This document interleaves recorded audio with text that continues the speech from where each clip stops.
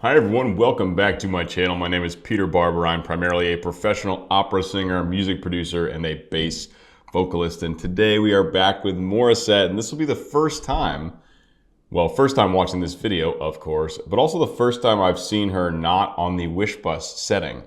So I think I've done 4 videos for her so far, and this one has been recommended a lot. So this is video number 5 I've done for Morissette, and this is from the 2017 Asia Song Festival.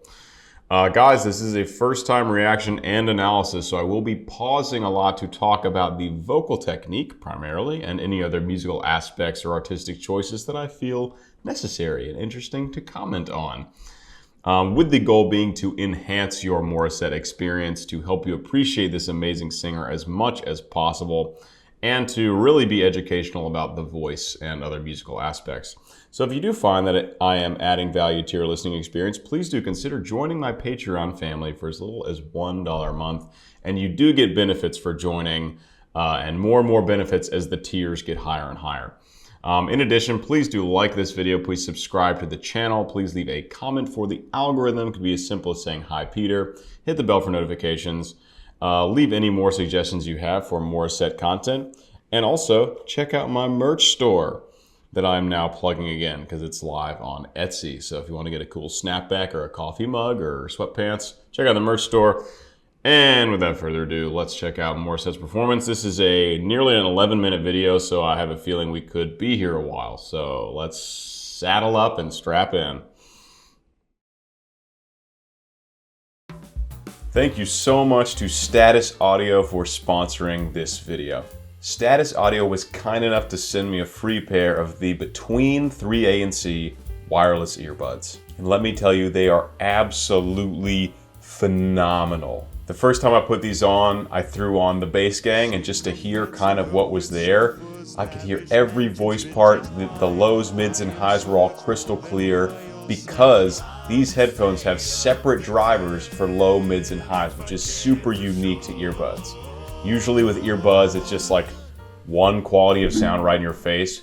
These earbuds are totally different. They're amazing. The Between 3A and C wireless earbuds have incredible noise canceling capabilities up to 38 decibels. When I first put them on, I did not even know they were noise canceling until I switched one of the settings in the app and turned it off, and it was a complete world of difference. All the sound came rushing back in.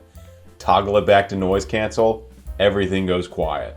And all those parameters you can actually control within the Status app. You can change the EQ, you can change the noise canceling, or you can change to, just background ambient sound if you want to study with that. There's a lot of control in the app, and it's been a really easy user interface to control what you hear on the wireless earbuds. These earbuds also have an incredibly long battery life, up to 8 hours of continuous audio playback with the ANC on, 12 hours with ANC off, and 36 hours in the actual battery case. So that's 48 hours total if you approach your day with a fully charged battery case and fully charged headphones. I mentioned this earlier, but I want to highlight it again. There's a triple driver system. Single driver for bass, single driver for mids, and single driver for highs. This creates a far cleaner, wider, and more powerful sound that extends far beyond the range of human hearing. But beyond all these stats, what's most important is just how it feels and how it sounds.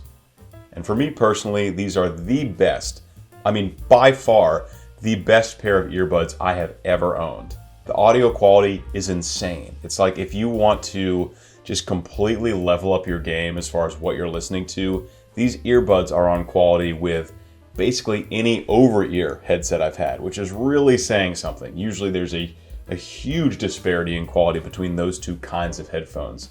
These earbuds will impress you. They will take your listening experience to the next level, which, as you guys know, is what I'm all about on this channel. Here's what I recommend. Listen with these headphones to one of my analysis videos, and your listening experience will go up tenfold. I'd like to thank Status Audio one more time for sponsoring this video, and I hope you guys throw them on and learn something in my next analysis video. Cheers. All right, everyone, we are back, and apparently the first half of this video has been blocked, so I cannot do a reaction analysis to the first half. So we're jumping in about 5 minutes and 20 seconds into, I guess, her second song out of I don't know how many. And yeah, so Mason, my editor, is going to have chopped out all of that of me trying to figure out what the heck was going on with audio. And now we're jumping in and she's about to sing her second piece. Let's do it. Play music.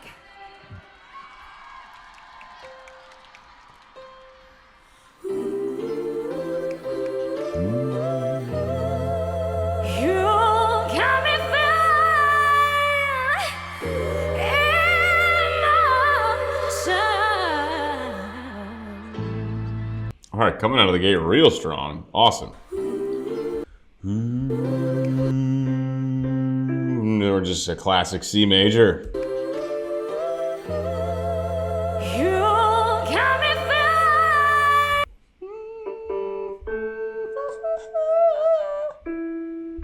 All the way up already to an E4 and a pure chest belt. So she's really stretching those vocal folds already up into that really high extended chest, full chest voice belt range.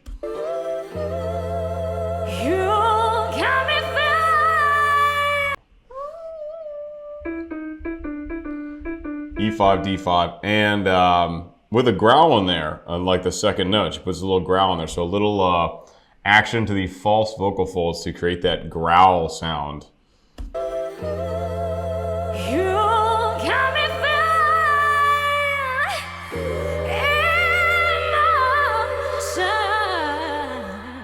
God, there's a lot just happening in that 2-second phrase. She's like, there's a scoop up.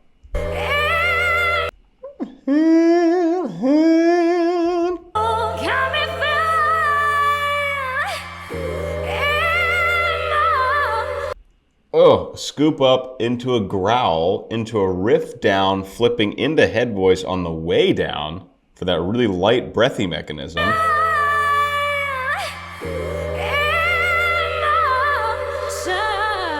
Back into chest voice while she does the final riff down.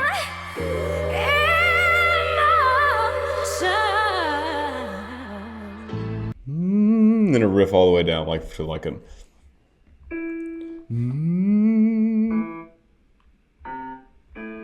I guess technically A minor now, probably. So E5 to A3 there, so an octave and a perfect fifth range in that tiny little section where she's doing all these different colors and timbres and stuff. That was fun. Okay. 5 seconds. Took me about a minute and a half to figure out what was happening.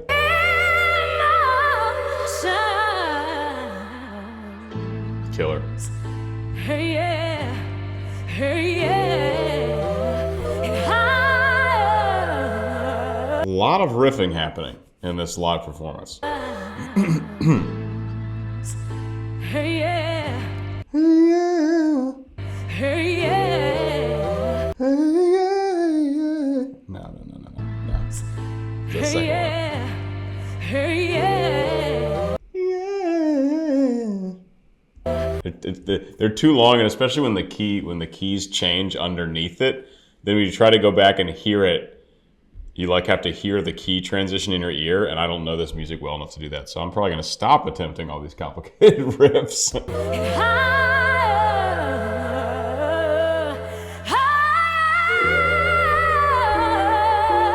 Up to F5, full chest.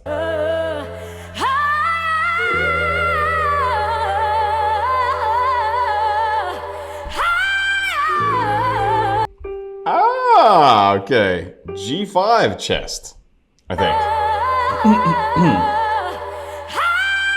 Yeah, I mean that feels to me, sounds to me. Now it's tough to tell with microphones, and you can't tell true volume because amplification system, and it's through the medium of a recording. It's really something you can only tell live without microphone, like true volume. But you can feel the thickness in that sound and the connection to her chest voice remain there. It sounds like a very well-produced, healthy yell.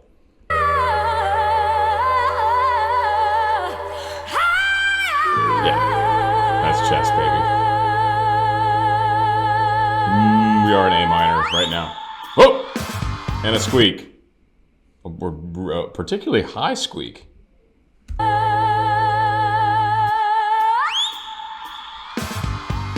There've been a lot of comments about the squeak. I believe it to be just like normal production, just way, way, way up in the whistle range. That's, I don't know of another way to produce that sound. I mean, it is a vocal sound she's doing, and I've gotten some interesting comments about claims about her squeak, but it is, as far as I can tell, a vocal production in the whistle range.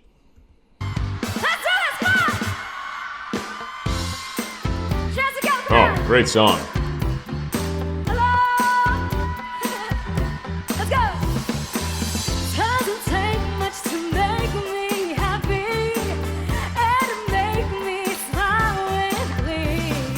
So this is different from what the style of music I've heard her singing before. And now we've got a killer brass section, we've got drums. I do love a good brass section. Actually, a really fun concert I went to when I was 15. I did get to see Earth, Wind, and Fire in concert. And that was a super cool experience. Great brass.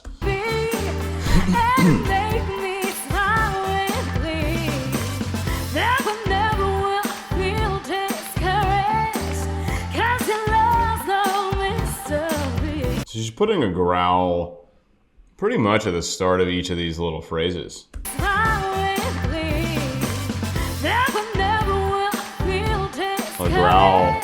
A growl and a slide as well. A growl slide.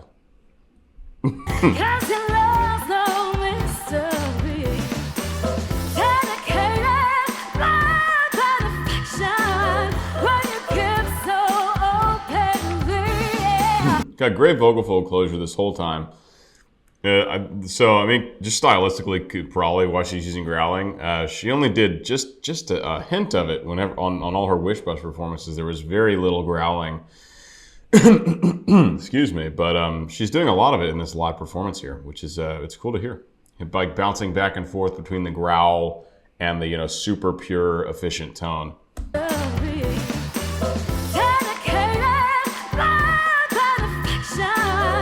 Look how she comes off the voice. Love and affection. I think she's saying love and just kind of releases the tone. So at that point, it's really just breath coming through. The vocal folds actually stop coming together and they stop vibrating. So you get just an aspirate tone in the middle of that vocal production.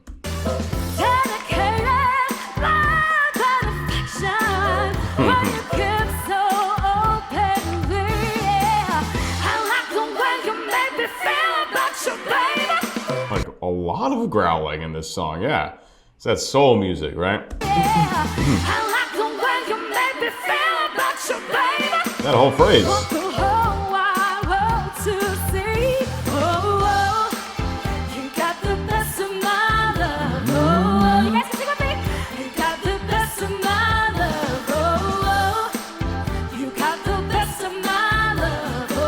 Where is the band? Are they somewhere on stage?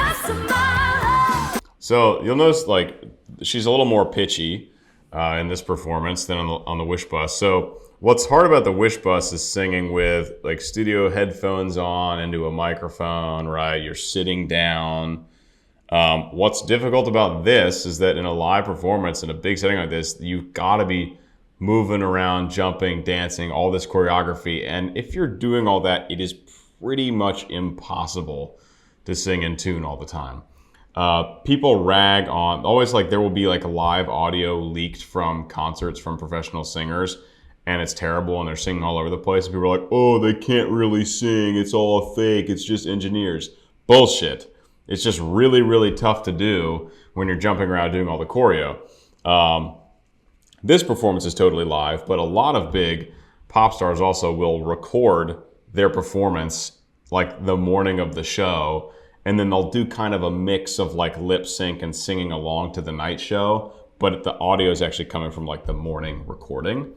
So if you get audio from that live performance, like they're either a lot of the time like half-assing it or not singing at all or just lip syncing. So it's like this weird mishmash of garbage vocal production. People are like, oh my gosh, these artists are all fake. They can't actually sing. Not true. It's really hard to really hard to sing well while you're dancing and trying to entertain. B, you still are working with like an in-ear microphone and a huge sound system, which is very disorienting. It's like not natural, right? It's not what you're used to singing as a singer, those settings.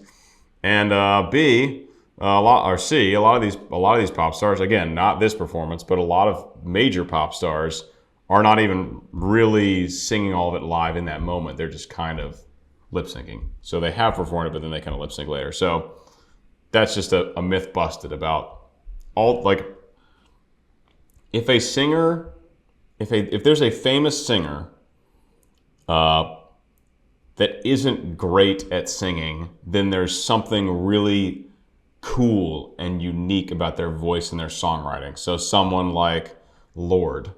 Lorde is one of my favorite artists. I love her music. She's not a super strong singer, not a powerhouse vocalist like a Morissette, but she has a really, really interesting, cool, unique timbre, and she's a brilliant songwriter, right? If a famous singer is famous for like their singing, like they just have a great voice, it's powerful, it's present, it's whatever, they are very likely an extremely good singer. And so when you catch live audio from them that sounds bad, it's because of all these other factors. It's not because the industry was like, we're going to pick this person that's actually terrible at singing and turn them into a singing pop star. That's really not a thing. It probably has happened, but it's not the norm. That's a long tangent, all to say that Morissette's a little more pitchy in these performances. The riffs aren't quite as clean, the tuning's not quite as good compared to the Wish Bus, but it's only because she is moving around and dancing and live. And honest to God, in a live performance like this, you could almost argue there are more important elements than the singing. Like at this point, it's about entertaining, right? So that's a long tangent to support any mistakes that happen in a live setting, because it's really worth mentioning that, because a lot of people just don't have a clue why or how all that works. So thank you for coming to my TED Talk. Let's keep going.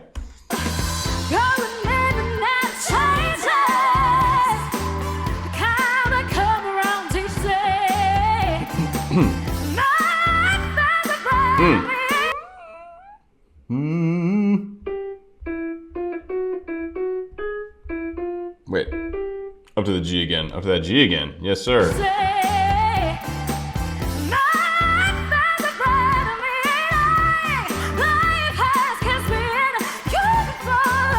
Oh, nice. Okay, so flip up into a high. Up to an A5, up just a quick flip up into that head voice. The lighter mechanism of singing. And you can feel how like the weight of it and the bodily connection to like that chest voice. These are all metaphorical things. The chest voice is not actually coming from like the chest. Like the vocal folds are here, but it just has a more like chest, resonant chest feeling production. That's why we call it chest voice. And kind of where you feel the sensations in your body as the actual singer. So she has this quick flip up into head voice.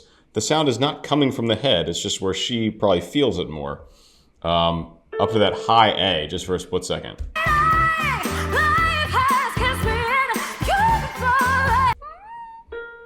Yeah, that high A.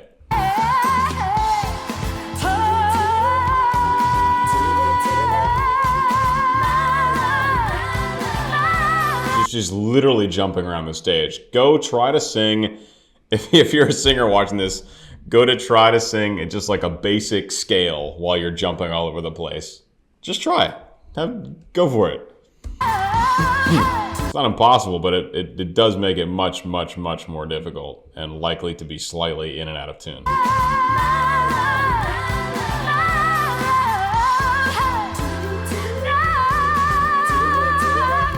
I do love how she just opens up into this high chest belt, and there's just like this perfect ringing, very like sine wave like vibrato. It's great. It's so great.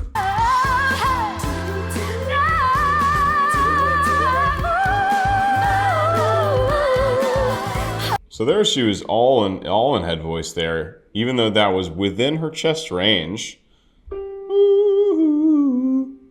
went from like a G5 to a C5 or so.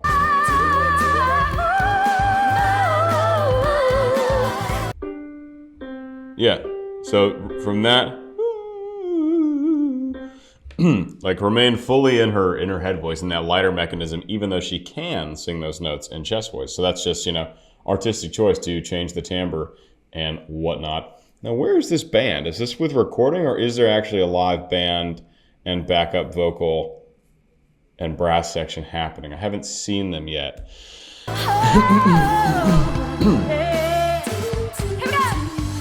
I love that. It's a great way to like have a little breakdown before you come back in.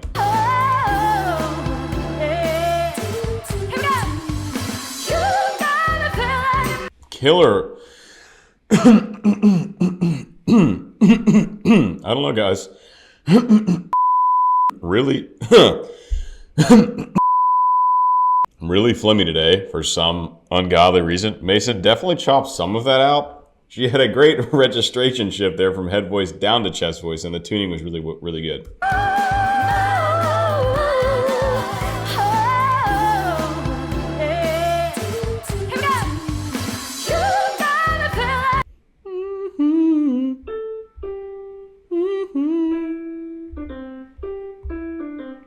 Really clean tuning on that switch there.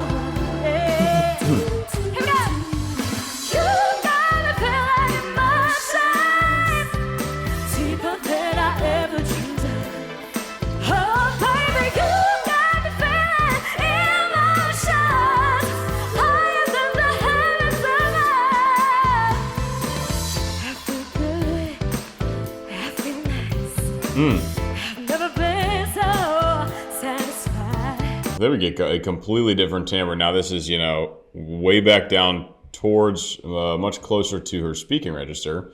So it's naturally going to be, unless she's going to try to create more power down there, it's going to be naturally more breathy and just softer.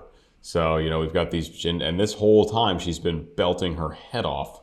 So taking it down a notch and then probably bring it back later.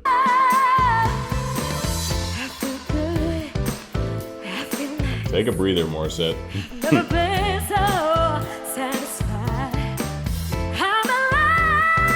Nope, not for long.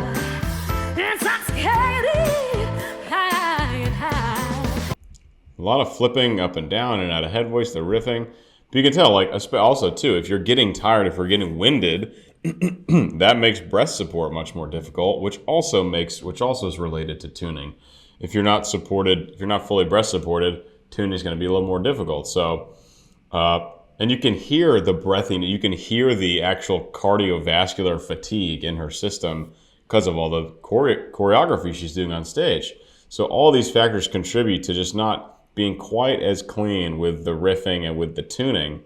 And this little section here is, it just highlights it. It highlights what makes performing at this level so difficult to, you know, give a really polished product. The really polished stuff really only happens in the studio, you know, or in a live performance where there's not a ton of jumping and moving around.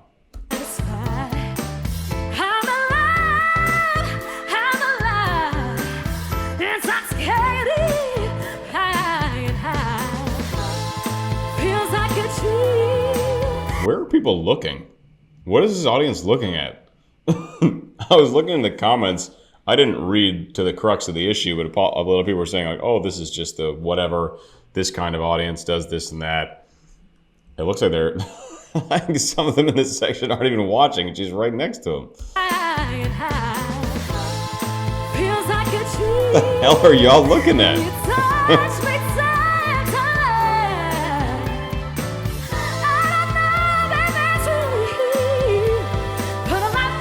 Also wearing big heels, which you would not think about this unless you were a performer. Singing in big heels is difficult, and also makes breath support more difficult because it's harder to be grounded as a singer.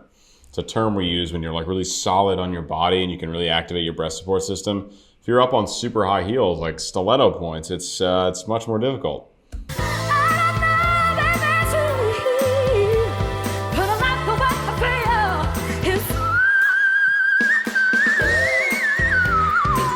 Confirm that. Okay, so that is what she's doing when she's squeaking, guys.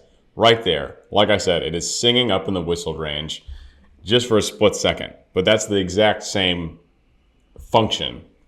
And let's get some pitches here, because that is absolutely absurd. That's some Mariah Carey shit.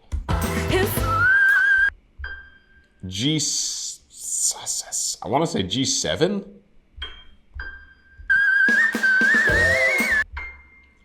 C8?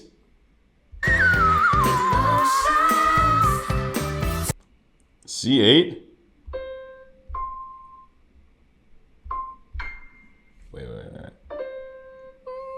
C5, C6, I think C7, so an octave above soprano high C. That must be it.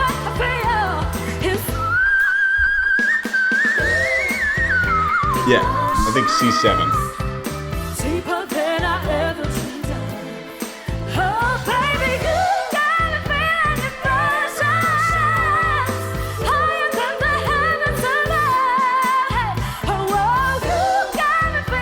She's killer at that quick flip up though.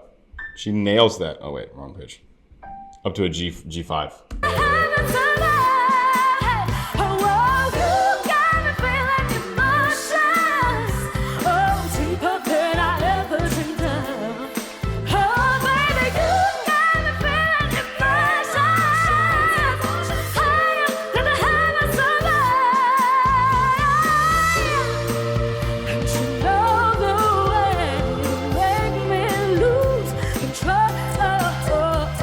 I like how we are getting, I guess mostly it's a very belt heavy song. We are getting these moments when she pulls back the voice, goes lower in her range. And it does produce it to contrast, because even the best belting and the best riffing does get old if it's the same level the whole time. So it's really good for performers and songs and songwriting to have these sections where you offer some variety, right?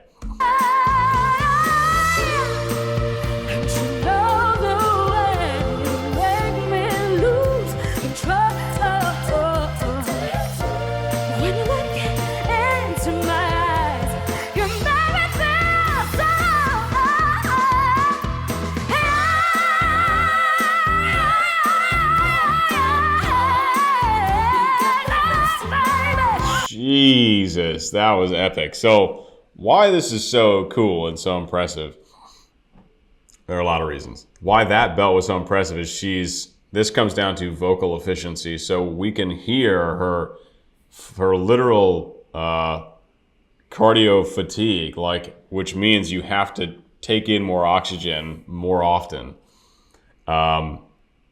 And she's still able to sustain that huge belt for a long time. And that's because of vocal efficiency. It's because her belting is so vocally efficient that she might as well just be holding her breath, because there's such little air escaping, because the vocal folds are really coming together. There's a really high closed quotient.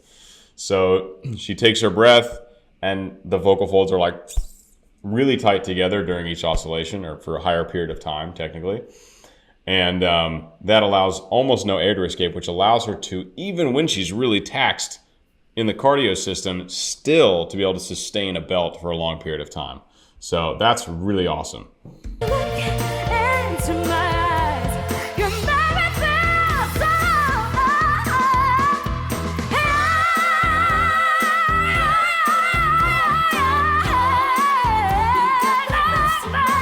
Four measures.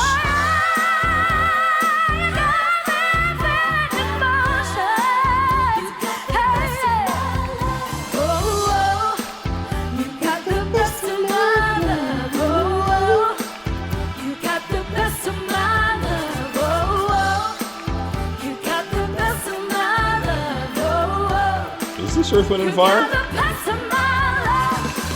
Is this Earth, Wind & Fire? It's like Motown-y. I can't remember who did this song, but it's like that era of music. Just thinking, I was like, this is so familiar. It sounds very much like Earth, Wind & Fire.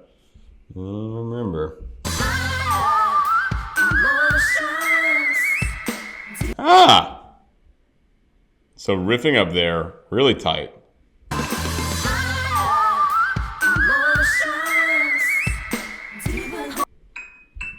I think she got up to an E7.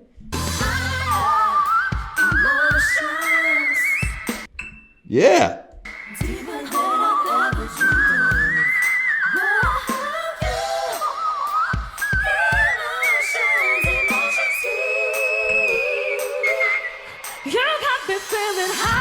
And to have that, to be able to do that on command live, also another thing. It's not like, okay, when I'm warmed up in this setting and this and that, I can access my whistle range. That's kind of like me. Like I can occasionally sing up in my head voice falsetto to like a soprano high C, like really quietly, if I'm like super warmed up and all the conditions are right.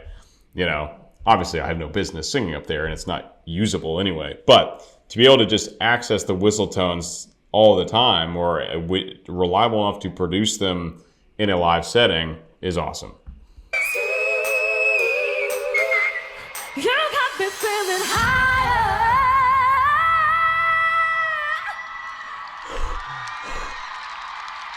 Thank you. Just Kamsahamnida, Anaya, as we say in our country, maraming salamat po. Thank you, everybody. Have a great evening. I can tell how tired she is. That's what I'm saying. So if you're just, I mean, A, you're already pumping with adrenaline, so you don't feel the fatigue as much.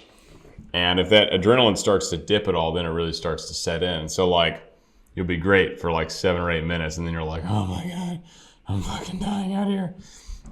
She did a phenomenal job. I just like power belting through the whole thing. I wish I had gotten to see what she did in the first 5 minutes. Probably similar. If it's only a 10-minute set, she's probably coming in and just going off with these 2 songs, right? Anyway, guys, this is my first time listening to Morissette outside of the Wish Bus. It was really cool to, talk about the differences and kind of break some myths about live performance and why there's so much. Well, I mean, I don't know why anyone would know what's going on. It's like a music industry thing. So if you're not inside the music industry, why would you know? But I hope you guys learned something. I hope you guys enjoy the analysis. Hope you gained more appreciation for this amazing artist that I've become so fond of over the last 4 or 5 months since I started listening to her music. If you did learn something, if I did add value to your experience, please do check out my Patreon for as little as $1 a month. The best possible way to support me as an artist, creator, and educator. And like, subscribe, hit the bell, check out my merch store, leave a comment, and I'll see you guys in the next one. Peace.